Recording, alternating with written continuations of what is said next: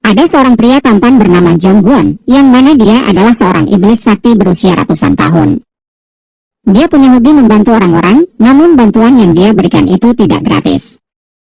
Gwon mengklaim bisa membantu apapun, mulai dari memberikan kekayaan, jabatan, keselamatan atau hal-hal duniawi lainnya, namun dengan syarat orang tersebut harus membuat kontrak dengan Gwon, yang mana kontrak itu berlaku selama 10 tahun. Setelah kontrak selesai, manusia yang punya kontrak dengan Gwon akan mati dan pergi ke neraka. Sementara itu di sebuah penghargaan direktur terbaik, ada seorang gadis cantik, elegan dan sukses, yang memenangi penghargaan tersebut. Gadis itu bernama Do Do-hee, direktur perusahaan makanan Mirae F&B yang punya reputasi hebat, baik di kalangan pengusaha maupun media sosial. Do-hee punya sekretaris bernama Shin Da-jong, sekretaris dingin, cekatan dan dapat diandalkan. Do-hee ditelepon oleh komisaris perusahaan yang bernama Ju Chon-suk untuk datang ke sebuah acara kencan buta. Ya, komisaris Chon-suk ingin Do-hee segera menikah, karena itu ia sering menjodoh-jodohkan Do-hee dengan kenalannya, padahal Do-hee sendiri gak begitu tertarik. Namun Chon-suk gak kehabisan akal untuk meminta Do-hee menuruti kemauannya, salah satunya mengancam dengan menggunakan kesehatannya. Do-hee yang diancam begitu pun tak punya pilihan lain selain datang ke kencan buta sesuai perintah Chon-suk. Menurut Shin Da-jong, Do-hee harus datang ke kencan buta dan bertahan ngobrol dengan calon pasangannya minimal 30 menit, dan Do-hee dengan terpaksa berangkat untuk kencan buta. Di sebuah ruangan, terdapat banyak sekali jam dinding yang ada di sana. Ya, sepertinya itu adalah ruangan milik Gwon, yang entah apa gunanya jam-jam itu. Kemudian Gwon mendatangi seorang pria yang merupakan bos dari sebuah gangster. Rupanya pria itu adalah orang yang membuat kontrak dengan Gwon 10 tahun lalu, di mana Gwon membantu pria itu sukses seperti sekarang. Gwon datang untuk menjemput pria itu ke neraka, namun pria itu menolak bahkan melawan Gwon. Tentu aja sebagai manusia biasa, pria itu tak bisa melawan Gwon yang seorang iblis. Meski Gwon berniat membawa jiwa pria itu ke neraka, ia tak menyiksanya dan hanya membuat pria itu mati dengan serangan jantung. Tujuan Gwon menawarkan kontrak kepada manusia adalah mendapatkan jiwa milik pengontrak. Gwon kembali ke ruangan yang penuh jam tadi, dan salah satu jam yang menunjukkan waktu tepat jam 12 pun tiba-tiba terbakar. Rupanya jam-jam itu adalah penanda sisa waktu manusia yang membuat kontrak dengan Gwon. Do-hee datang ke tempat kencan buta, dan ia terkejut saat manajer restoran memberitahu bahwa restoran ini telah dipesan oleh satu orang untuk ulang tahun. Do-hee gak habis pikir dengan pria kencan butanya, yang menurutnya pria itu pasti sok kaya dan suka pamer. Do-hee mendatangi seseorang yang duduk sambil membaca koran. Ia langsung nyerocos bahwa ia gak tertarik dengan pria itu, namun saat pria itu meletakkan koran yang menutupi wajahnya, seketika Do-hee terkesan dengan wajah tampan pria itu. Ya, pria itu adalah Gwon, yang entah gimana bisa ada di restoran ini sebagai pasangan kencan buta Do-hee. Keduanya yang punya sifat dingin dan judes pun langsung berdebat satu sama lain. Do-hee kesal karena Gwon menggunakan bahasa non-formal padahal baru ketemu, namun Gwon beralasan bahwa semua manusia baginya itu tak berarti. Do-hee gak habis pikir ada pria sinting seperti pria di depannya ini. Ia pun pergi, namun setelah mendapat pesan dari komisaris Chon-suk bahwa ia telah selesai tes kesehatan, membuat Do-hee menepati janjinya untuk kencan buta selama 30 menit. Gwon mengklaim menyewa seisi restoran ini untuk makan dengan tenang, karena itu ia meminta Do-hee pergi namun Do-hee dengan ketus menolak. Gwon penasaran siapa gadis gila di depannya ini dan mengapa tiba-tiba ada di depannya ngoceh gak jelas. Sementara itu di sebuah restoran, ada seorang pria yang sedang menunggu seseorang yakni pasangan kencan butanya. Ia memegang sebuah berkas yang berisi informasi-informasi dari Do-hee. Ya, sepertinya dia adalah memang teman kencan buta Do-hee, namun Do-hee sendiri rupanya mendatangi restoran dan orang yang salah. Melihat Gwon yang makan pilih-pilih makanan, Do-hee mengejek Gwon yang seperti anak SD. Gwon sendiri yang narsis membantahnya, dan mengejek Do-hee yang bersikeras ada di sini. Do-hee mengklaim ia duduk di sini bukan karena kemauannya, namun hanya menuruti seseorang yang dia sebut sebagai Tuhan, untuk duduk 30 menit di sini. Ya, Tuhan yang Dohee sebut adalah Komisaris Chon-suk. Tentu aja sebutan itu hanya sebuah candaan saja karena Dohee gak bisa menolak perintah yang Chon-suk berikan. Keduanya terus berdebat, sampai Gwon meminta penjelasan siapa itu Dohee.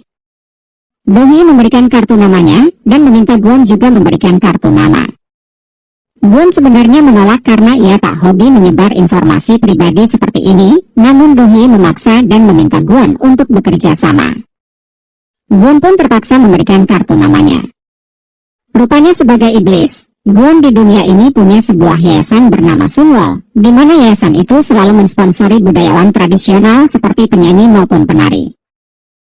Dohee merasa aneh dengan Gwon yang sepertinya tak tahu apa-apa mengenai pertemuan ini, dan akhirnya ia memberitahu bahwa ini adalah kencan buta yang diatur Chon-suk untuk mereka.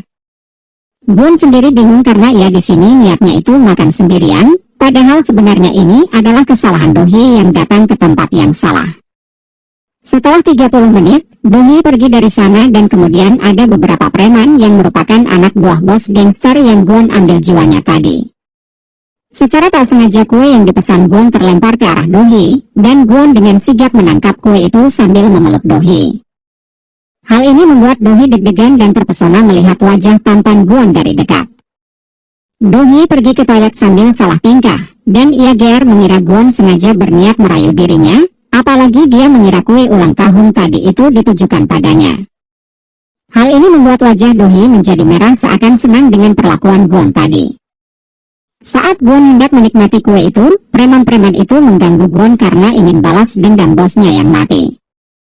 Dengan menggunakan koran yang digulung, Gwon memukul preman-preman itu satu persatu, namun anehnya para preman tiba-tiba menghilang setelah dipukul oleh Gwon. Dohee mendatangi Gwon namun Gwon malah mengusir Dohee karena tak punya waktu bermain-main.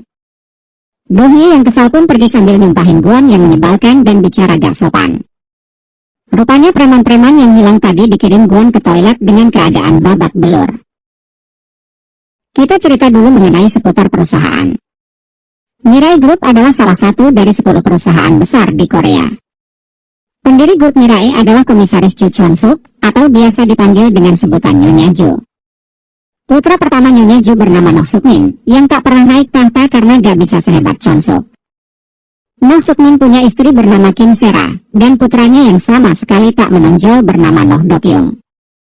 Chon-suk juga punya putri bernama Noh Swan, wanita yang terobsesi dengan kota Paris dan punya beranak kembar. Chon-suk juga punya seorang keponakan laki-laki bernama Ju Sok-hun, berpenampilan sederhana, yang orang tuanya jadi sukarelawan di Mongolia. Di antara keluarga itu ada Dohee, yang mana Dohee adalah anak yang diadopsi oleh Nyonya Ju, setelah Dohee kehilangan orang tuanya di usia 11 tahun. Karena hanya Dohee yang tak punya hubungan darah dengan keluarga itu, Dohee dibenci oleh anggota keluarga lainnya meski tak secara terang-terangan. Suatu hari, Dohee ditelepon oleh pria bernama Cha Tae-jun, kepala keuangan Mirai Group. Pria itu ingin memberi informasi penting yang bisa digunakan oleh Dohee untuk mengambil alih Mirai Group, karena itu ia meminta Dohee menemuinya. Padahal sebenarnya Dohee gak begitu tertarik dengan peperangan mendapatkan Mirai Group itu. Setelah itu Dohee menemui Nyonya Ju yang sudah menyiapkan kue ulang tahun untuk Dohee. Rupanya selama ini Dohee tak pernah merayakan ulang tahunnya, dan ia selama ini sebal karena Nyonya Ju begitu terlalu memanjakannya, bahkan terkesan lebay dan posesif. Menurut Nyonya Ju, ia melakukan itu semua semata-mata hanya karena tak ingin Dohee yang seorang yatim piatu direndahkan orang lain. Nyonya Ju penasaran bagaimana kencan buta Dohee tadi, dan Dohee mengaku pria yang dijodohkan itu tak punya nilai plus kecuali wajahnya. Nyonya Ju heran dan melihat lagi foto pria yang ia jodohkan, lalu Dohee terkejut karena pria yang ia temui tadi berbeda dengan yang difoto. Rupanya ini adalah kesalahan agen perjodohan, yang keliru dalam memberi informasi mengenai tempat kencan butanya, sehingga Dohee salah tempat bahkan salah orang. Dohee merasa malu banget dan protes dengan Nyonya Ju yang memaksanya segera nikah. Nyonya Ju hanya ingin melihat Dohee menikah sebelum dirinya meninggal, apalagi Dohee akan segera berumur 30 tahun sebentar lagi. Nyonya Ju menasihati Dohee mengenai pernikahan, dan juga ia sudah menyiapkan cincin pernikahan untuk Dohee. Nyonya Ju begitu menyayangi Dohee seperti anak sendiri, dan Dohee sendiri begitu menghormati Nyonya Ju meski sikapnya kadang-kadang gak mau diatur dan sering membantah. Sementara itu, Cha Taijun yang ingin menjual informasi pada Do Hee diserang oleh seseorang dan bahkan mungkin dibunuh, namun entah siapa itu. Di kantor Yayasan Sunwol, Gwon punya asisten bernama Park Bok Gyu yang selalu setia mendampingi bosnya itu. Biasanya, Gwon punya seorang penari berbakat bernama Jin Gayong, yang mana Jin Gayong ini sepertinya terang-terangan naksir sama Gwon. Rupanya Park Bok Gyu adalah reinkarnasi dari orang yang membuat kontrak dengan Gwon, sedangkan Gayong rupanya tahu mengenai Gwon yang seorang iblis namun gak takut sama sekali. Meski Gwon ini kata-katanya pedas, menurut Park Bok Gyu, Gwon itu baik hati. Menurut Park Bok Gyu, Gwon dulunya adalah manusia juga, namun entah kenapa saat ini Gwon menjadi seorang iblis yang hidup sangat lama. Saat ini Do Hee pergi ke suatu pantai. Di sana ia teringat dengan masa kecilnya yang bahagia bermain bersama kedua orang tuanya.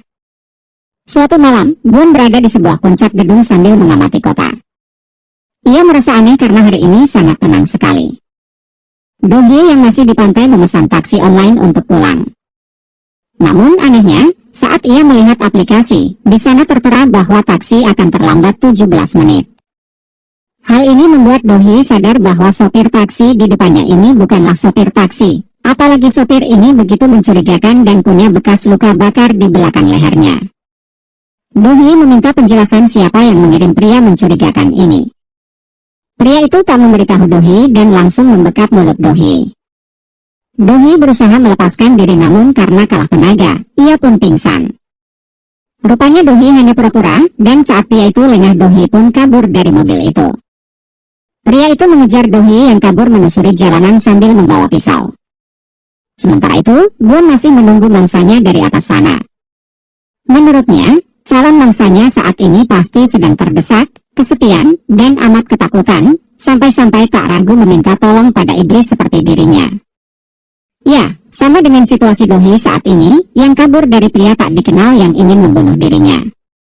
Menyadari ada mangsanya, Gwon yang punya tanda salib di pergelangan tangannya pun mendatangi Do Hee. Do Hee yang melihat adanya sosok pria lain yang mendatanginya pun ketakutan sekaligus terkejut karena yang datang adalah Gwon, pria teman kencan butanya. Ia khawatir Gwon adalah komplotan pria yang mengejarnya, namun setelah melihat-lihat situasi, ia yakin Gwon bukanlah komplotan pria yang mengejarnya. Do Hee pun berlari menuju Gwon dan meminta pertolongan. Seperti biasa, Gwon dengan senang hati membantu namun dengan satu syarat, Do Hee harus membuat kontrak dengannya. Do Hee heran bisa-bisanya Gwon ngomongin kontrak di situasi begini, apalagi ada pria yang membawa pisau menuju ke arah mereka. Namun Gwon bersikukuh dan mengklaim tak ada yang gratis di dunia ini. Do Hee menolak karena tak mau teken kontrak tanpa tahu isi kontraknya, lalu melihat Gwon yang hendak pergi, tanpa ragu Do Hee pun langsung menerima kontrak itu. Gwon bersedia membantu dan kali ini ia memberi Do Hee kemudahan, di mana ia akan membantu Do Hee dulu sebelum menaikkan kontrak. Gwon mendekati pria itu, lalu Do Hee yang melihat adanya kesempatan pun kabur dari sana dengan mobil milik pria berpisau itu. Kemudian ia dikagetkan dengan tubuh pria berpisau itu yang dilemparkan oleh Gwon. Gwon mendatangi Do Hee yang kabur dan ketakutan di tepi jurang, sambil menagih kontrak yang dijanjikan Do Hee tadi, lalu Do Hee yang putus asa pun terpaksa menerima hal itu. Saat tangan keduanya berjabat tangan, simbol salib di tangan Gwon tiba-tiba bersinar. Rupanya pria berpisau itu masih hidup, kemudian mengemudi mobil dengan cepat lalu menuju ke arah Gwon dan Do Hee. Gwon bersiap-siap menghentikan mobil itu dengan kekuatannya, namun entah kenapa kekuatannya. Do Hee menjatuhkan diri ke laut diikuti dengan Gwon yang masih syok kekuatannya gak muncul. Di dalam air Gwon tak sadarkan diri, sementara Do Hee dengan lihainya berenang dan berusaha menyelamatkan Gwon juga. Saat tangan keduanya berpegangan, simbol salib itu kembali bersinar dan berpindah ke tangan Do Hee. Karena tak kuat berenang ke atas, Do Hee pun ikutan pingsan. Keesokan harinya, entah bagaimana rupanya keduanya selamat dan berada di bibir pantai. Gwon masih terkejut karena simbol salib di tangannya telah hilang, itu tandanya kekuatannya sebagai iblis telah hilang. Ia semakin terkejut saat melihat simbol itu kini telah berpindah ke tangan Do Hee. Apakah kini Do Hee mempunyai kekuatan iblis seperti Gwon sebelumnya? Dan disinilah episode pertama berakhir. Nantikan episode selanjutnya hanya di Rafargan Playlist, oke?